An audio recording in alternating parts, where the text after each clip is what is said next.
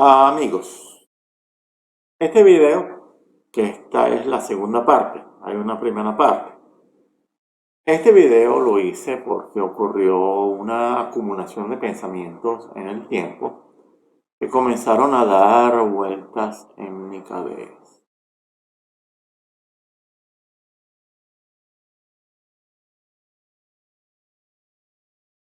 Cuando entendí que el pasado no es pasado, sino un visitante de temporada, algo que gira, da una vuelta y nos vuelve a encontrar, si Dios nos perdona y nos otorga la vida eterna.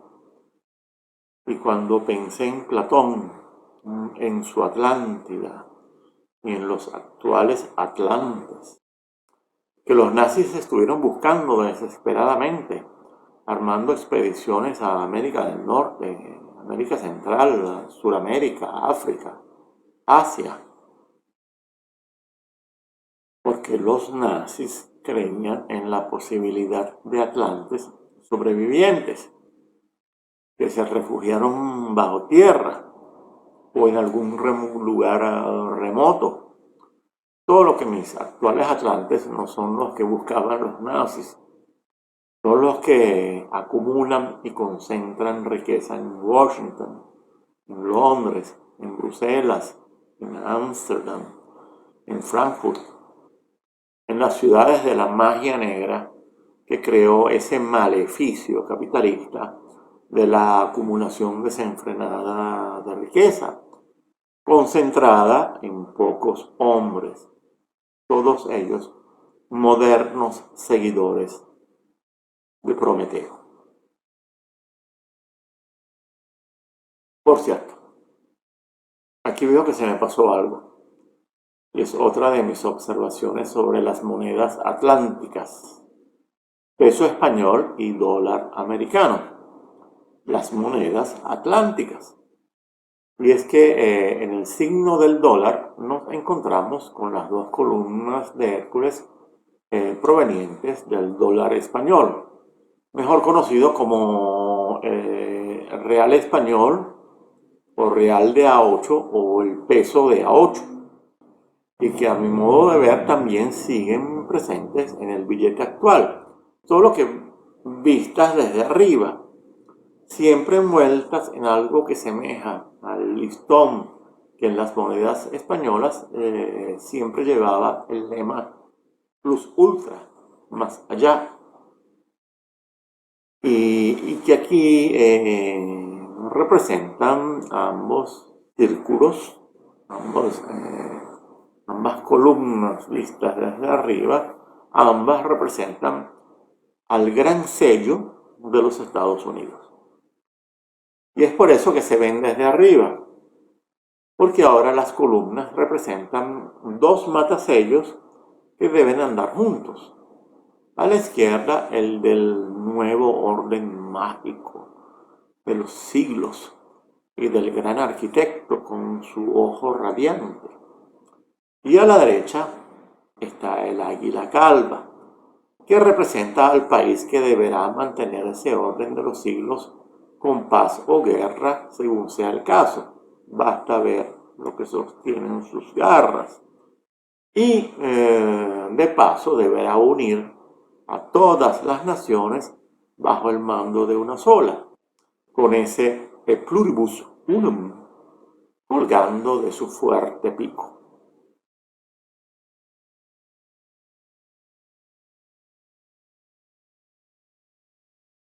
Y hay otra coincidencia o semicoincidencia que le llama la atención a muchos, incluyendo a este servidor,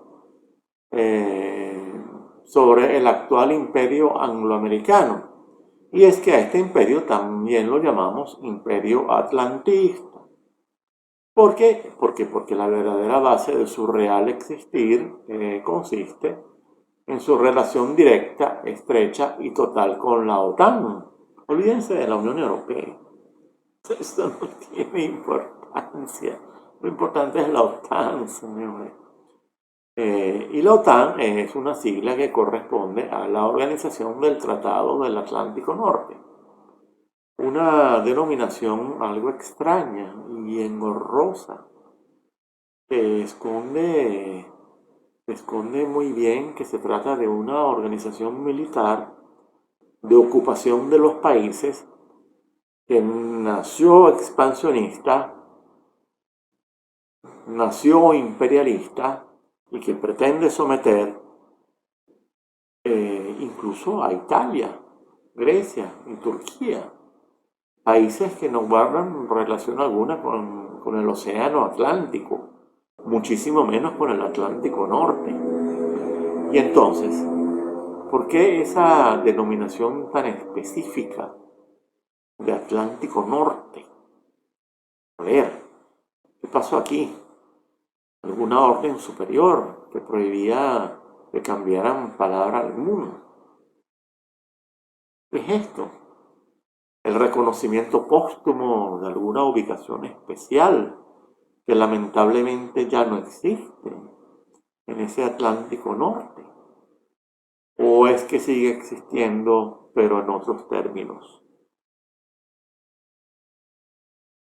Señores, yo no creo en coincidencias, pero sí creo en fórmulas y combinaciones de palabras que deben sostener maleficios o hechizos maléficos. Para nosotros, la presencia de una palabra en una frase o un párrafo cumple una mera función lingüística, pero para ciertos personajes que trabajan con otros planos, siempre de naturaleza ocultista y maligna, las palabras cumplen otras funciones. Funciones de gancho, o liga, o seguro, como si fuesen un sello, una señal, y se busca cómo insertarlas en un escrito, sin que se noten. Y ese es un arte negro. Algunas veces se insertan en forma descompuesta, críptica, como si se tratase de un código oculto en donde están todas las letras, pero dispersas, según un patrón, una disposición, una constelación, una disposición especial. Y todo este esfuerzo se hace porque la palabra, además de importante, no está dirigida a todos, no es común, es secreta, es mágica y por lo tanto nace conectada a una energía donde ella actúa como llave o interruptor o conector o sello de identificación o instrucción o combinación para la apertura de algo. Por último, y a mí se me hace otra coincidencia, yo la veo así, ahora ustedes me dirán, pero recluida a más de 4.000 metros de profundidad en todo el medio del océano Atlántico, se encuentra en el fondo de ese océano, o mejor dicho, creando el fondo de ese océano, se encuentra un sitio realmente infernal. Se trata de una grieta abismal de más de 10.000 kilómetros de longitud, que es una salida permanente de magma, de roca fundida, de lava, ni más ni menos. A esta verdadera herida colosal en la corteza del planeta, que no vomita sangre sino lava, se le conoce como la dorsal atlántica o dorsal mesoatlántica, justamente porque se encuentra en todo el medio. Y esta salida permanente de magma es la responsable de la separación de los continentes, de la separación entre África y Sudamérica, y también de Norteamérica con Europa. Es por lo tanto el motor de la deriva de los continentes, porque las placas continentales nacen justamente de ese material que sale sin parar de esta grieta o de estas grietas, porque existen varias grietas en muchos lugares. Y como ya les dije, se trata de una fisura que vomita roca fundida sin parar. Es un espectáculo dantesco, realmente infernal. Y de hecho se podría comparar perfectamente con la entrada o la salida a las regiones infernales del planeta. Y a lo mejor hasta se podría atar un cabo con esto y asociar lo atlántico con lo infernal, con lo maléfico. Y quién sabe, en la antigüedad alguien ya lo hizo, especialmente después de ver cómo terminó Atlantis. Y yo agregaría, después de ver el mal camino que está tomando el segundo imperio atlántico, la segunda Atlantis, la cual se encuentra regida por entidades malignas que descienden hasta llegar a su satánica majestad, hasta el angelical portador de la luz, pues a mí no me cabe la menor duda, dado además el carácter esencialmente prometeico de toda la epopeya modernista, de su gesta del progreso, la narración épica que aflora desde el fondo de todo su relato, que es un relato de hazañas contra los males que afligían a la malísima calidad de vida de esos pobres desgraciados del pasado, que eran los hombres antiguos, tan improductivos, tan ineficientes y tan poco competitivos y sustentables que eran, además de que eran sucios. Bien, y ya para terminar, y siguiendo cierto modo de pensar esotérico, que tiene su tradición, fue en la Atlántida donde ocurrió el primer reto a Dios, la primera rebelión de la ibris humana, ascendiendo a la presunción sin límites de retarlo. Por eso Dios la destruye.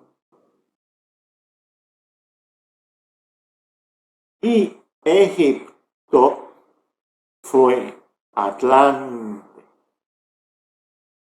El Egipto predinástico de hace 11 o 12.000 años, que algunos pedantes llaman prehistórico, porque para ellos la ausencia de evidencias siempre es evidencia de ausencias. Ese Egipto era una provincia de Atlantis, pero Egipto decayó, otro más en la lista, y hoy en día es una tumba en todos los sentidos, una colonia a cuatro patas de los Estados Unidos. Pero Egipto cayó, no sin dejar como herencia su culto y su sabiduría, que sobrevive en el hermetismo, en la alquimia y en otras prácticas mágicas a las cuales son muy adeptos los masones, y los ocultistas y también los esotéricos. Es más, podría decir que el Egipto secreto, oculto, fue secuestrado por la masonería. En realidad fue robado, pillado, saqueado, desvalijado por la masonería, en especial la inglesa, esa letrina que se distingue por su total ausencia de moral, ética y rectitud civil, donde incluso se llega a afirmar que fueron ellos los supuestos constructores de las pirámides, ellos que son los máximos constructores de pozos sépticos en la historia. Yo diría que son los máximos constructores de tumbas en la historia. Pero eso es otro tema. Y hay otros misterios o asuntos que yo considero que están conectados. Pero atar cabos puede ser una labor de años. Y si se tiene suerte, una labor a la cual le puede llegar una inspiración divina, por ejemplo. Y volviendo a Egipto, hay que preguntarse, ¿qué había o sigue habiendo en Egipto que había que huir? Está bien, estoy hablando de los tiempos bíblicos, del Antiguo Testamento. Estoy hablando de los tiempos de Moisés, de la huida de Egipto, la famosa huida de Egipto. ¿Qué era lo que había en Egipto, de lo cual había que huir? Está bien, los esclavos tenían sus buenas razones. Moisés también. Pero había otra razón para alejarse de esa tierra. Una razón profunda. Cierto, la tierra prometida estaba fuera de Egipto. Y era tan imperioso que esto ocurriera que hasta el mar se abre para permitir la huida de los elegidos. Pero ¿no será que hay algo en Egipto que no está bien? No por nada se habla de maldiciones egipcias. Y de eso saben algo no solo los arqueólogos, sino los ocultistas. Aunque muchos en esa época de los años 20, cuando descubrieron la tumba de Tutankamón, estos personajes eran ambas cosas. Además de ser sobre todo saqueadores para coleccionistas en Londres. Ellos siempre denuncian a los saqueadores, cuando los principales saqueadores en Egipto fueron ellos. Pero en los documentales ellos siempre hablan de que esta tumba ya fue saqueada. Sí, claro, fue saqueada por tu papá o tu abuelo, por tu antepasado, por algún colega tuyo, inglés. Por favor. Pero, ¿por qué la masonería se apropia tanto de Egipto? Hasta quedarse no solo con su simbología, sus ritos, su estética, la dedicación de sus templos a Isis, a Osiris, por ejemplo. Les doy este ejemplo importante, que para mí tiene su significado. Escuchen esto. Todas las logias fundadas por la Cosa Nostra, la mafia siciliana, todas están dedicadas a Isis o a Osiris.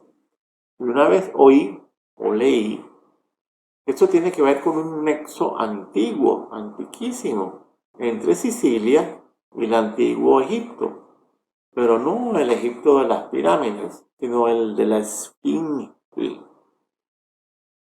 Eso sí es Egipto antiguo, porque ese es el Egipto Atlante, en otras palabras. Y lo dicen hoy en día.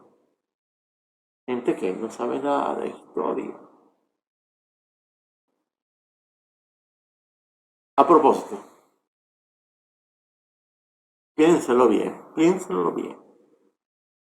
¿Qué hace un enorme obelisco egipcio de 40 metros y 350 toneladas?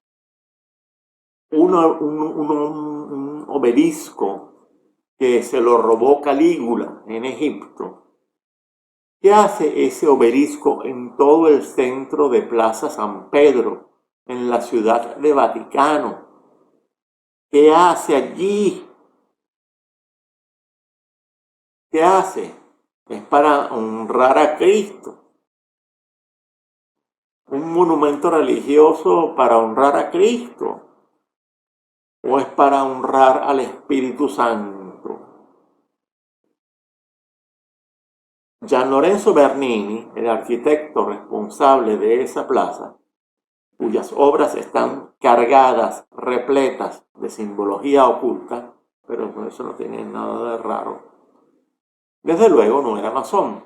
Bueno, oficialmente. ¿Por qué? Porque la masonería para aquella época no existía en Italia.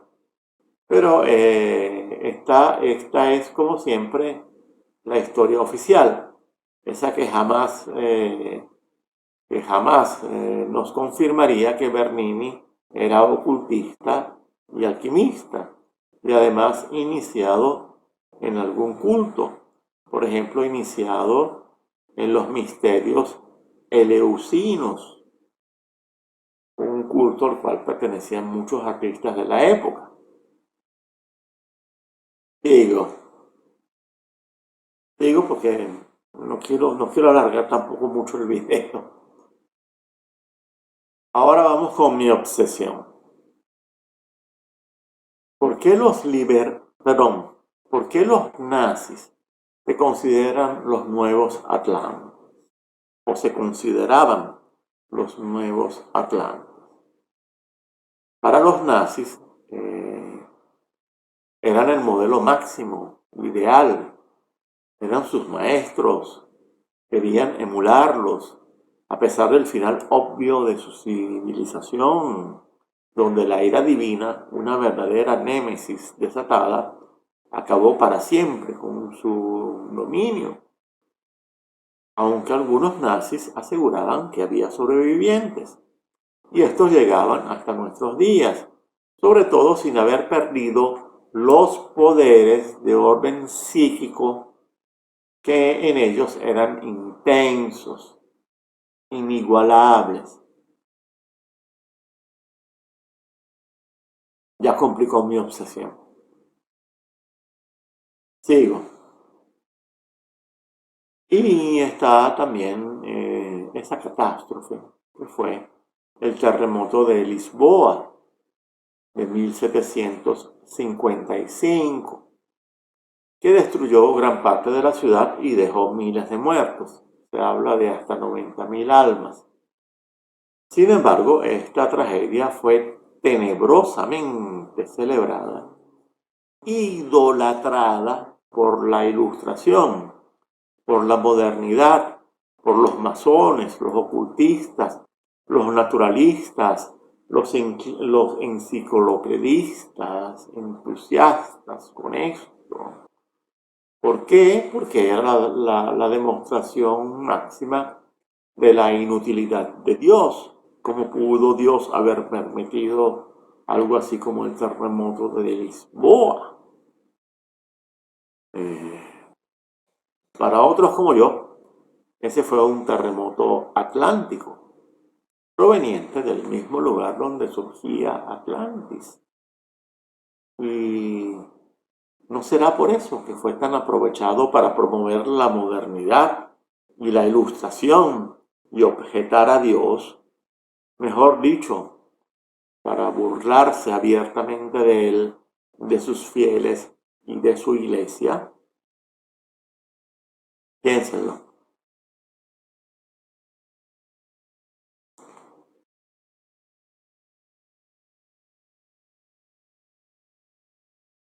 Amigos, no es por nada que hoy en día tenemos a Egipto, Grecia, Portugal, España, Italia, reducidas a estados que aún no son del tercer mundo, pero de ninguna manera son del primer mundo. No para uno que, como yo, ha vivido en Alemania y en los Estados Unidos y conoció muy bien Dinamarca. Señores, decir que ex países como España o Italia son países avanzados del primer mundo da risa, realmente da risa, es un chiste.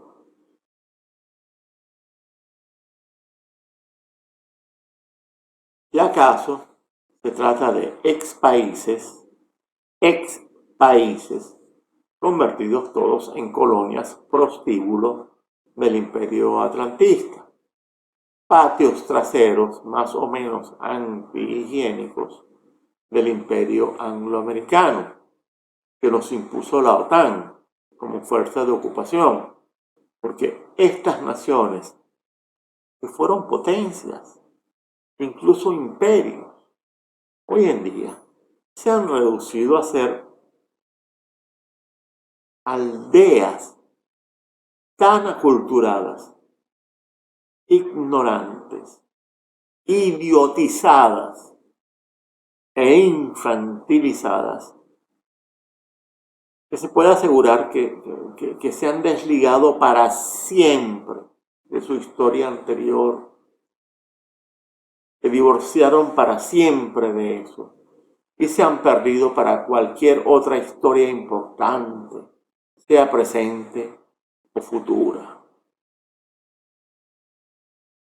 Aquí estamos hablando de naciones caos, alejadas a un universo completo de distancia de su antigua gloria. Estamos hablando de verdaderas naciones reliquias o naciones fósiles, donde los vestigios de sociedad que quedan se encuentran totalmente miniaturizados en lo espiritual y lo moral, y viven refugiados o encaramados sobre las carcasas resecas y polvorientas de lo que fueron estados vivos y vigorosos que llegaron a encabezar la civilización occidental. ¿Qué es lo que hay en estos países hoy en día? Sociedades de consumo, las sociedades celebradas por los liberales.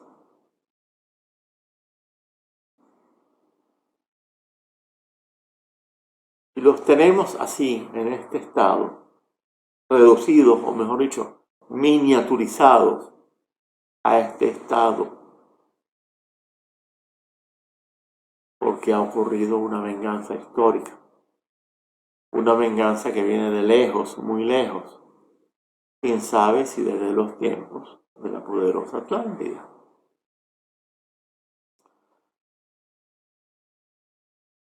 En cambio, Israel volvió, y de ser la nación desaparecida, la más vencida y dispersa y derrotada de todas, en cambio, milagrosamente renació y revivió, justo al aproximarse la conclusión de una revolución, la que implica el final de un gran ciclo histórico que se está acercando.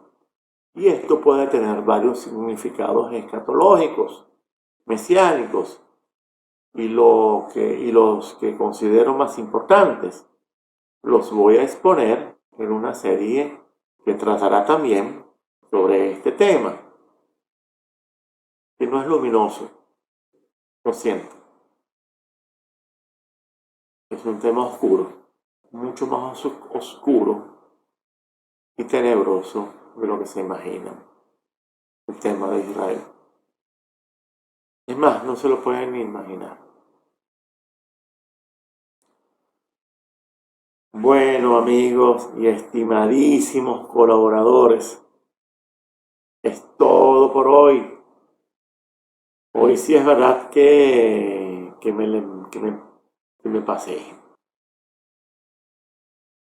Como siempre, les agradezco su atención hasta el final.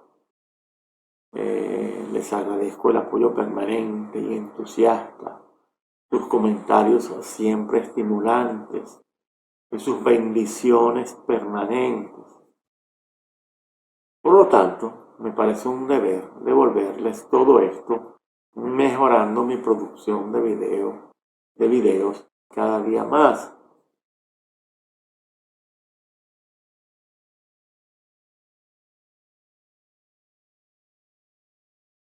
Que Dios los bendiga.